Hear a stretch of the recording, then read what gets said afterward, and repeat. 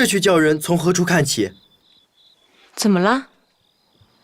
看局章章里头似乎明白，细按起来却不很明白。看着小注，又看奖章，一团浆糊。歇歇吧，做功夫也不在这一时。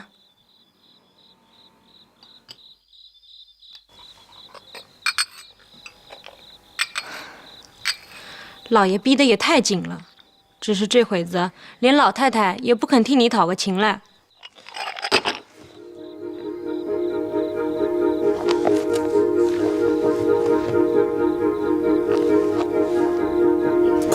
快点！来，给你，太爷。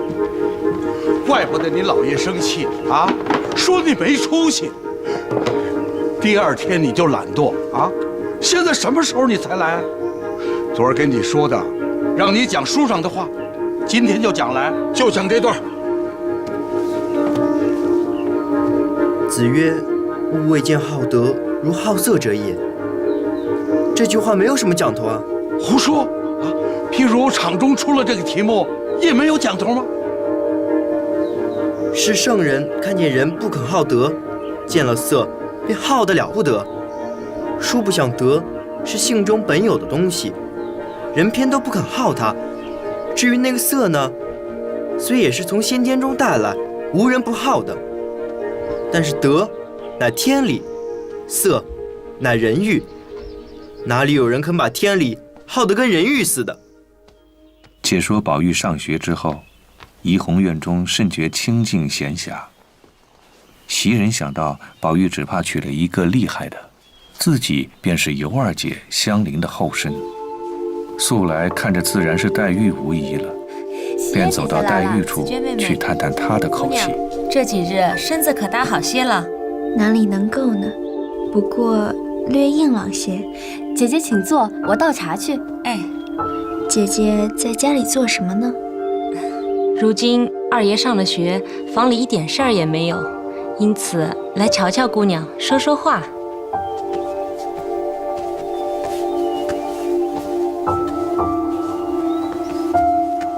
姐姐请用茶。妹妹坐着吧。是。我前几天听秋文说，妹妹背地里说我们什么来着？姐姐信她的话。我说宝二爷上了学，宝姑娘又隔了断，连香菱也不过来了，自然是闷得慌。你还提香菱呢，这才苦了呢。撞着这位太岁奶奶，难为她怎么过？说起来，比她还厉害，连外头脸面都不顾了。她也是够受的了。可是这尤二姑娘怎么死了呢？可不是吗？想来都是一个人，不过名分里头差了些，何苦这样读？外面名声也不好听。这倒也是，凡是家庭之事，不是东风压倒了西风，就是西风压倒了东风。做了旁人，心里先怯了，哪里倒敢去欺负人呢？老太太是不是有了什么话？这是林姑娘的屋子吗？哪位姐姐在这儿啊？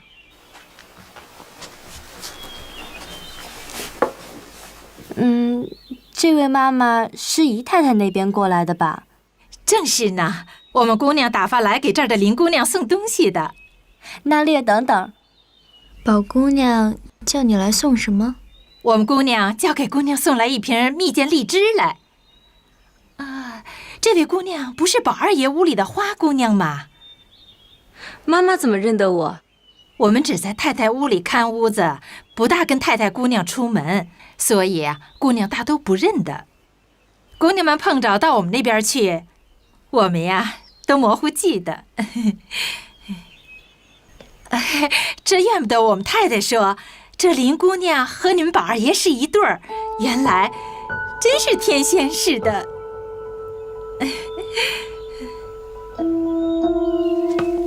妈妈，你乏了，坐坐吃茶吧。我们那儿忙呢，都张了秦姑娘的事儿呢。姑娘还有2瓶荔枝，交给宝二爷送去。给你们姑娘倒费心了。好好呀，就这好模样，这除了宝玉，什么人情受得起呢？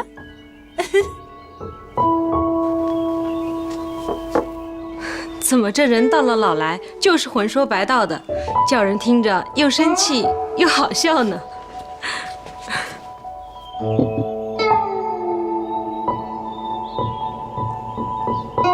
我懒得吃，你拿了搁起去吧。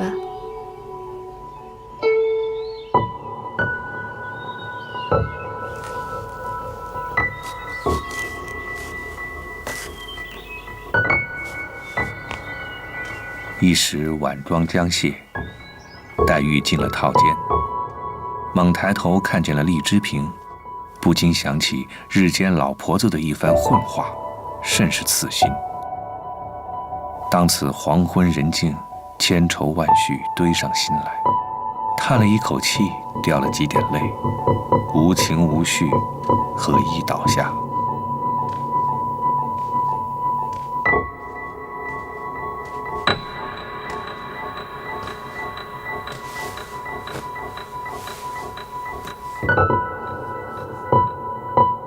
想起自己身上不老，年纪又大了，看宝玉的光景，心里虽没别人，但是老太太舅母又不见有半点意思。深恨父母在时，何不早定了这头婚姻？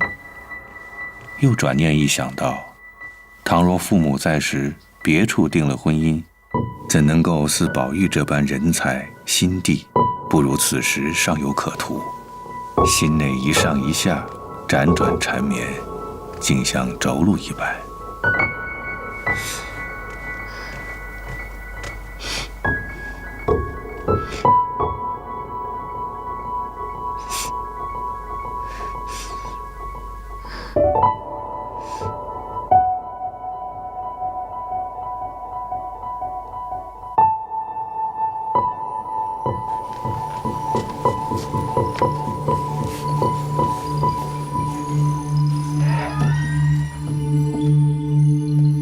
外面雨村贾老爷请姑娘。他请我做什么？我虽跟他读过书，却比不了男学生。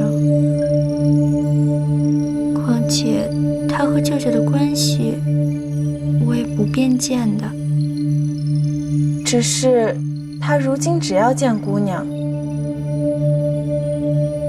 那你只说我身上有病不能出来，与我请安道谢就是了。只怕是来道喜，南京还有人来接。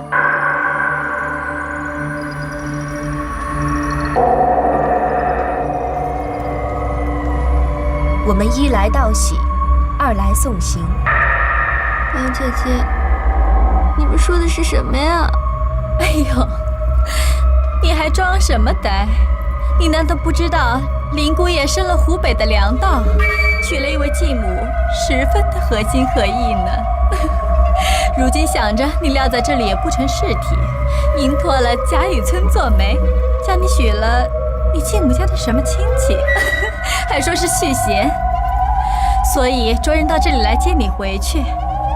大约一到家就要过去的，都是你继母做主，怕的是道上没有人照应，还叫你连二哥哥给你送去。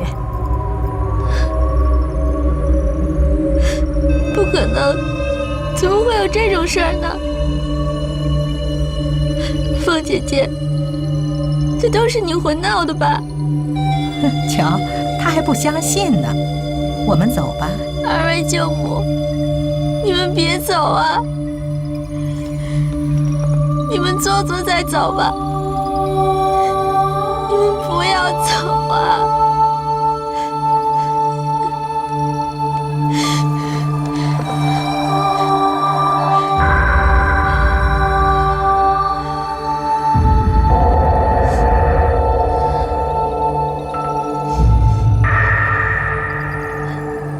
老太太，求求老太太，或许还有救。老太太，救救我好不好啊？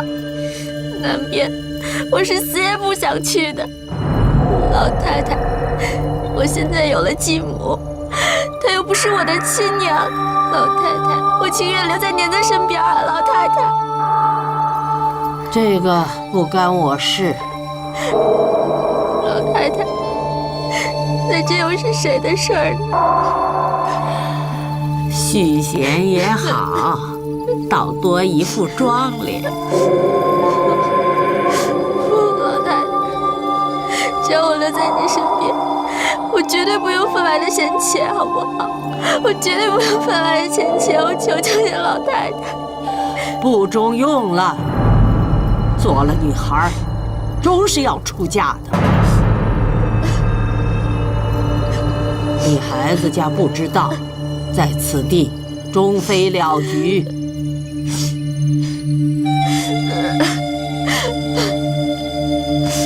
我不回去。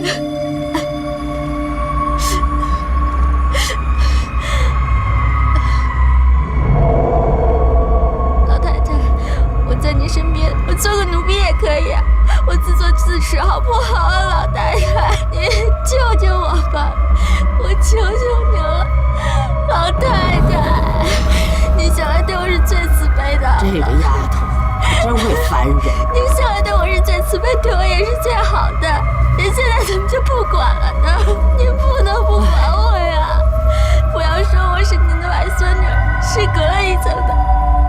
我的母亲可是您的亲生女儿啊，老太太，您看在我娘的份上，你也该护脾气呀！老太太，我求求你救救我吧，好不好？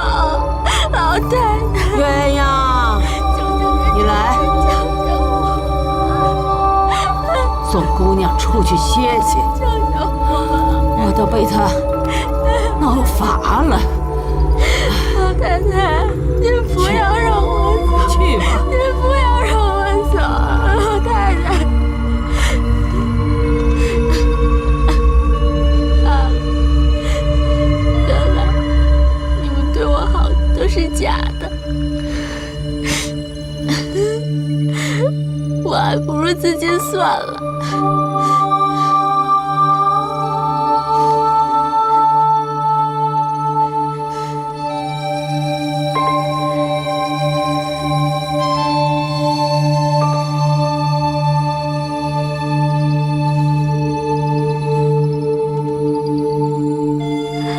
宝玉呢？宝玉怎么没有来？妹妹大喜。好啊，宝玉，我今天才知道，原来你是个无情无义的人。我怎么无情无义？你既有了人家，咱们各自干各自的了。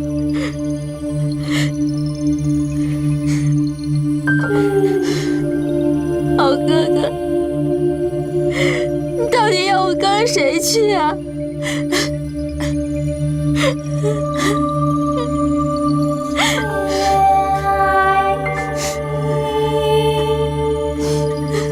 好吧，你要是不去，就在这里住着。你原是许了我的，所以你才到我们这里来。我待你是怎么样的，你也想想。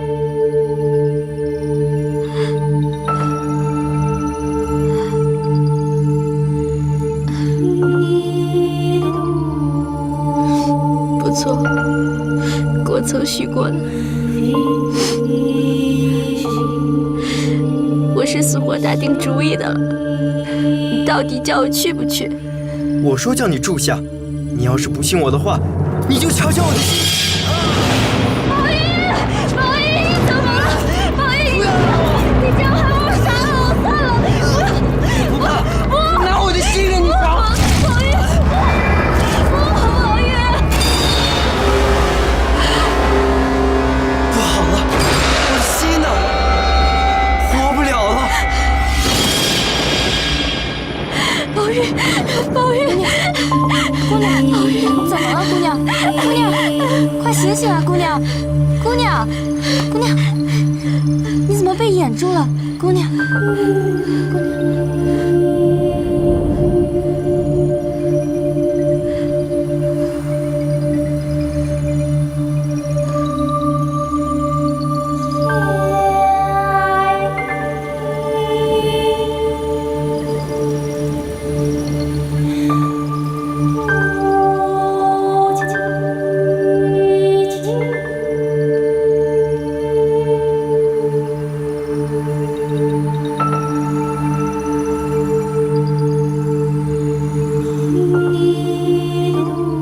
玉又想梦中光景，无依无靠，再真把宝玉死了，那可怎么样好？一时痛定思痛，神魂俱乱。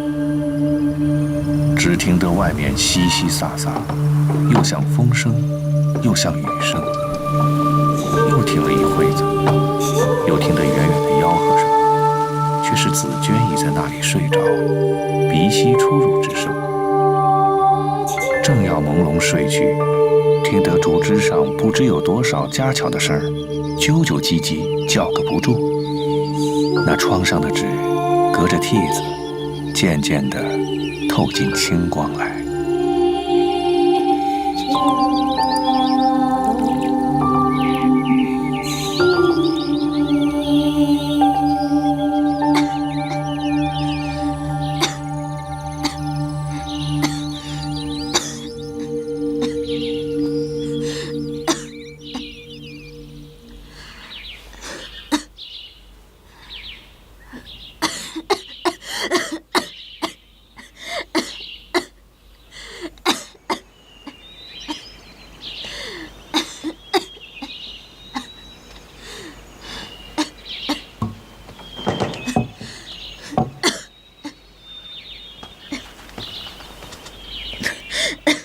姑娘还没睡着吗？怎么又咳嗽起来了？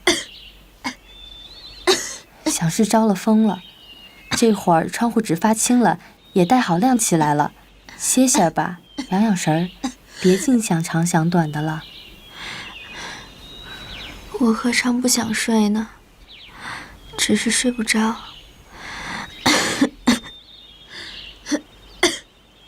你先去睡吧。天都亮了，还睡什么呀？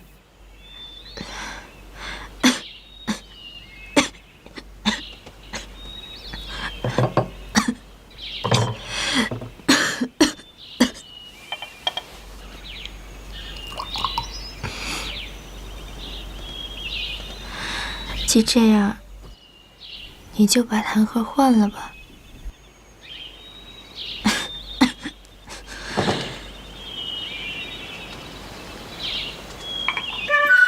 这还了得？是什么？没什么，手一滑，险些撂了痰盒子。我才刚觉得嗓子里有点甜腥，不是盒子里的痰有了什么吧？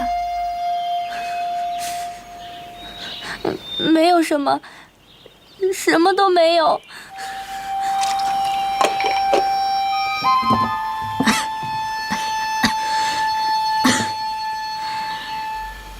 大清早起，怎么好好的就哭了呢？谁哭了？早晨起来眼睛里有些不舒服。姑娘今夜大概比往常醒的时候更大吧？我听见咳嗽了大半夜。可不是吗？越想睡，越睡不着。姑娘身上不大好，依我说，还得自己开解这些。俗话说，留得青山在，依旧有柴烧。况且这里自老太太起，哪个不疼姑娘的？只这一句话，又勾起黛玉的梦来。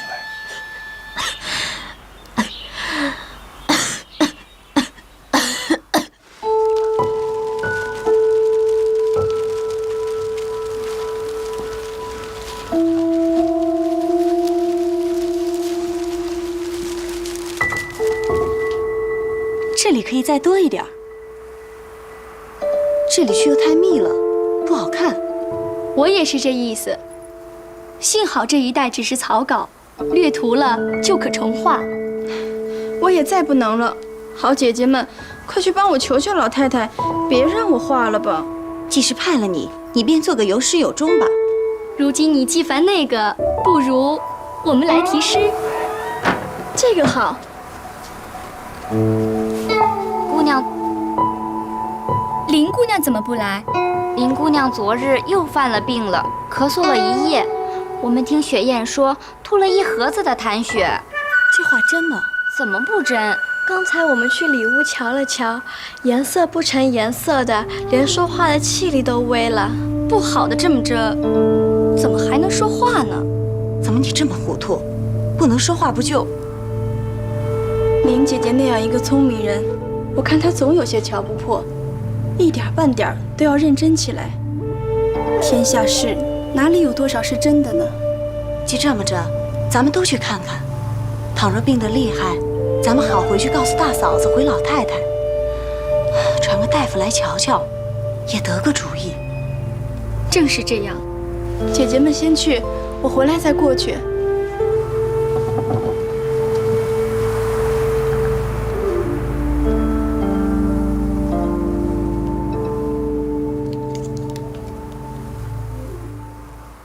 紫娟看着不好，连忙努嘴叫雪雁去叫人。这时袭人却慌张地进来：“姑娘睡着了，她现在怎么样了？”孔氏老者昨儿又咳血了。怪到刚才翠缕到我们那边说你们姑娘病了，吓得宝二爷连忙打发我来瞧瞧怎么样了。姐姐才知道吗？终究怎么样才算好呢？那一位昨夜也把我吓了个半死。怎么了？昨日晚上睡觉还好好的，谁知半夜里一叠声的嚷心疼，嘴里胡说八道，直闹到打天亮梆子以后才好。你说吓人不吓人？今日上不了学，还要请大夫吃药呢。是。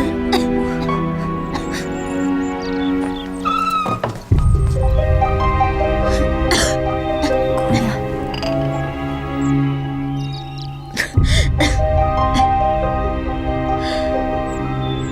别这样大惊小怪的，不妨事。刚才是说谁半夜里心疼起来？是宝二爷偶然掩住了，不是认真怎么样。即使掩住了，不听见他说了什么？没说什么了。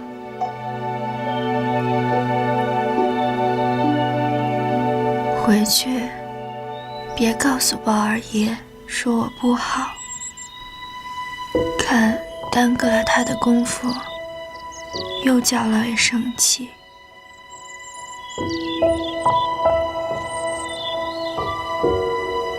姑娘，躺躺歇歇吧。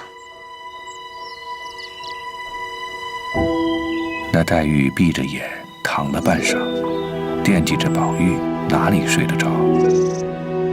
把外罩大袄脱了，扎正着爬起来，觉得园里头平日只见寂寞，如今偏听得风声、虫鸣声、鸟语声、人走的脚步声，又像远远的孩子们啼哭声，一阵一阵的聒噪的烦躁起来，略静了一时。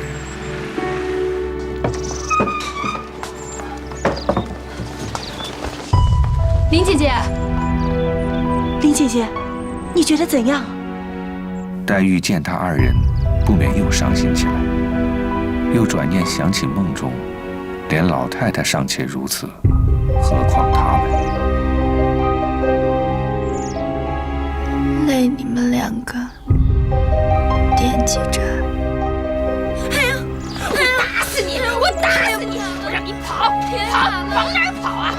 这个不成别打了！你是个什么东西啊你？啊！要不得，这不得人了。林姐姐，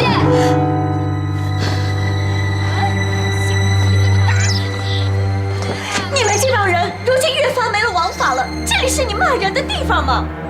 原来黛玉住在大观园中，虽靠着贾母疼爱，林姐姐，凡事终是寸步如心。自私一个千金小姐，林姐姐，只因没了爹娘，也被婆子这般辱骂，哪里委屈得来？因此肝肠崩裂，哭晕过去。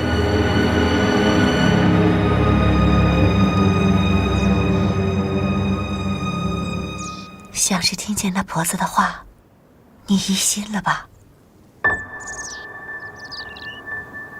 她呀，那是骂她外孙女儿，我才刚也听见了。这种东西说话再没有一点道理的。他们知道什么是避讳呀。妹妹，你呀，别心烦。我来看你，是姊妹们应该的。你又少人服侍，只要你肯安心吃药，心上啊把喜欢的事儿想想，能够一天一天硬朗起来，大家依旧结社作诗，岂不好呢？就是啊，可是三姐姐说的，那么赵不乐吗？你们只顾要我喜欢，可怜我哪里能赶上这日子？只怕不能够了。你这话说的也太过了，谁还没个病灾的，哪里就想到这里来了？你好生歇息，我们先到老太太那边，回来再看你啊。你要什么东西呀？只管叫紫娟告诉我。好妹妹，到了老太太那里，只说我请安，身上略有不好，没什么大病。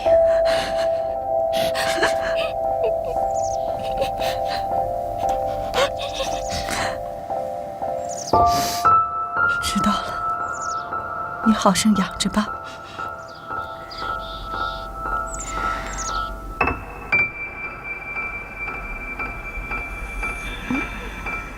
且说探春、湘云出了潇湘馆，一路往贾母这边来。探春因提起黛玉的病来，贾母听了自是心烦。老祖宗，老祖宗，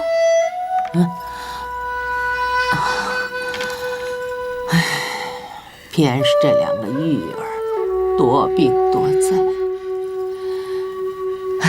林丫头一来二去的大了，她这个身子也要紧。我看那孩子太是个心细。鸳鸯，哎，今儿大夫去看了宝玉，你告诉他，叫他去看林姑娘，啊。是。这里，探春、湘云就跟着贾母吃了晚饭，然后同回园中去，不提。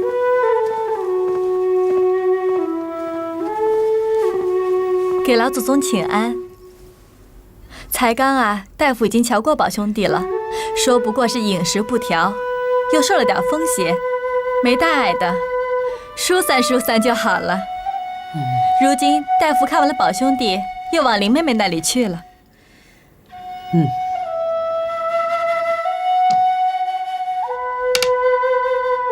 这是林姑娘的方子，去找他们抓药吧。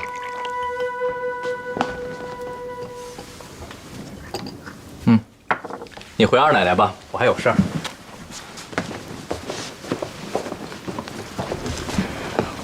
我方才呀到林姑娘那儿去了，看来她的病啊，竟是不大好呢，脸上一点血色也没有，摸摸身上吧，就剩一把骨头了。跟她说吧，她也没话说，只是淌眼泪。回来，紫娟姑娘跟我说，现在姑娘病着，要什么吧又不肯要。我想向奶奶那儿先支1、2个月的月钱。虽然现在吃药是宫中的，零用也得有几个钱呢。我答应了她，替她来回奶奶。竟这么着，我送她几两银子时，也不用告诉林姑娘了。这月钱却是不好支的，一个人开了力，要是都支起来，可如何使得？你不记得赵姨娘和三姑娘拌嘴了，也无非为的是月钱。况且近来你也知道，出去的多，进来的少，总绕不过弯来。不知道的还是我打算的不好，更有那嚼舌根的，说我搬运到娘家去了。周嫂子，你倒是那里经手的人，这个自然还知道些。真是委屈死人了。这么大门头，除了奶奶这样心劲儿当家罢了，别说别的女人当不来，就是三头六臂的男人也撑不起呢。还说这种混账话，奶奶还没听见呢，外头的人呐就更糊涂呢。前儿周瑞回家来，说是外头啊打量着咱们府里怎么着的有钱，有人说这个贾府啊银库几件，金库几件，就连使的那个家伙呀都是金子镶了的，玉石嵌了的。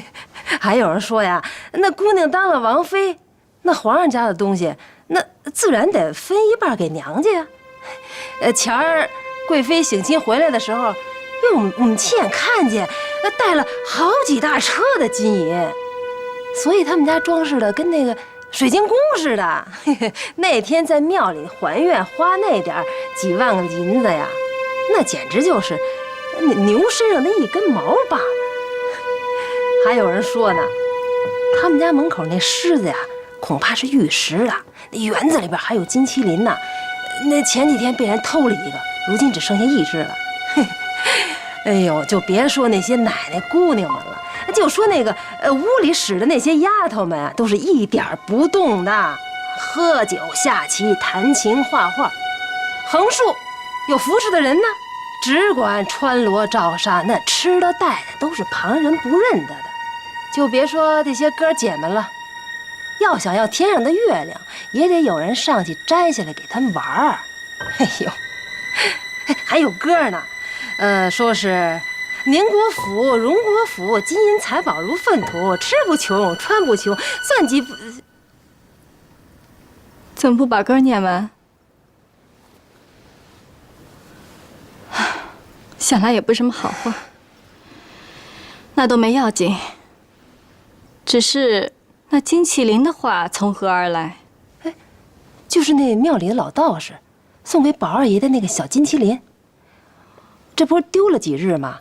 亏了史姑娘给捡着还了，你瞧，就造出这么大个谣来。你说这些人可笑不可笑？哼，这话不是可笑，倒是可怕的。咱们一日难似一日，外头还这么讲究。俗语说，人怕出名，猪怕壮，况且又是虚名，究竟还不知怎样呢。奶奶虑的也是，这满城里茶坊、酒铺以及各胡同都这么说，并且不是一年了，哪里堵得住众人的嘴？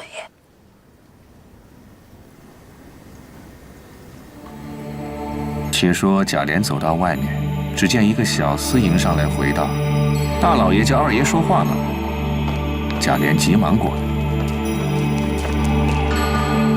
方才传闻宫里头选了太医院的一个御医2个吏目去看病，想来不是宫女和下人了。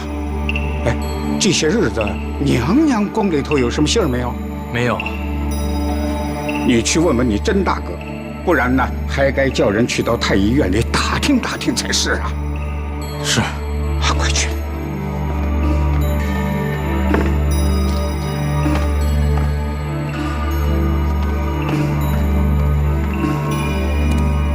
采内相公公来传过旨意，说贵妃娘娘有些欠安，宣召亲丁4人进里头探问，许各带丫头1人。亲丁男人只许在宫门外递个旨名，请安听信。亲丁4人，自然是我和你们2位太太了。是。那一个人必得是凤哥，他诸事有照应。说定了，是沉思时进去，身有事出来。请老太太今日早日歇着，明日早些起来，好收拾进宫。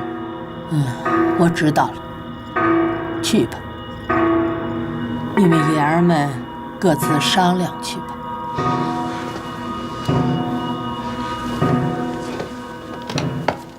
次日黎明，各间屋子丫头们将灯火炬一点起，儿们已各整顿好了。一到卯初，林之孝和赖大进来，至二门口，不一时，贾赦邢夫人也过来了。凤姐先扶老太太出来，众人围随，各带使女一人，缓缓前行。又命李贵等二人先骑马去外宫门接应，自己家眷随后。文字辈至草字辈各自登车骑马，跟着众家人一起去了。贾琏、贾蓉在家中看家。且说贾家的车辆轿马聚在外西园门口歇下等着。一会儿有两个内监出来。贾府省亲的太太奶奶们着令入宫探问，爷儿们俱着令内宫门外请安，不得入见。贾府中4乘轿子跟着小内监前行，贾家爷们在轿后，令众家人在外等候。贾赦、贾政便挨次立定。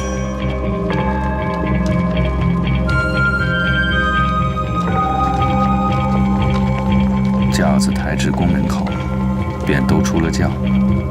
早有几个小内监引路，贾母等各有丫头扶着步行，走至元妃寝宫，只见魁壁辉煌，琉璃照耀，又有2个小宫女儿传谕：只用请安，一盖一柱都免。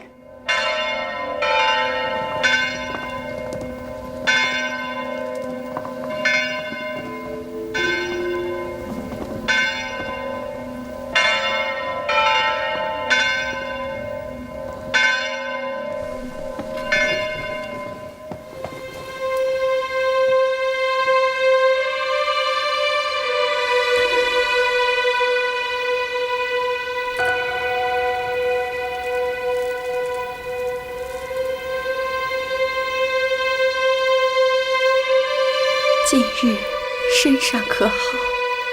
托娘娘洪福，起居上谏。家中这过的日子若何啊？尚可支持。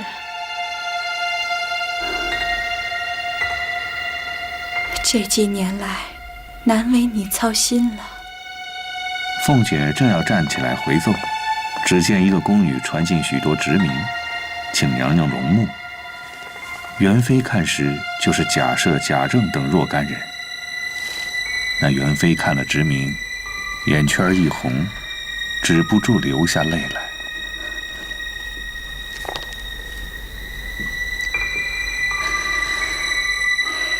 今日稍安，令他们外面暂歇。父女弟兄，反不如小家子，得以常常亲近。娘娘不用伤悲，家中已托着娘娘的福多了。近来宝玉若何？近来颇肯念书，因他父亲逼得严谨，如今文字也都做上来了。这样才好。元妃随命外宫赐宴，一时完了饭，俱各辞了出来。到家又要安排明后日进宫，仍令照应其急，不提。且说元妃机遇之后，家中俱各喜欢。有几个老公走来，带着东西银两，宣贵妃娘娘之命。因家中省问勤劳，俱有赏赐，把物件银两一一交代清楚。贾赦、贾政等禀明了贾母。娘娘急谕，特请内相公公来颁布赏赐之物，请老太太过目。娘娘心里甚是惦记着宝玉，前儿还特地问他来着呢。只是宝玉不大肯念书，辜负了娘娘的美意呀。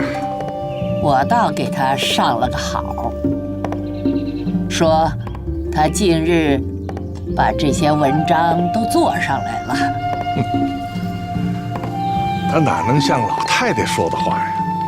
你们时常叫他出去作诗作文，难道都没做上来吗？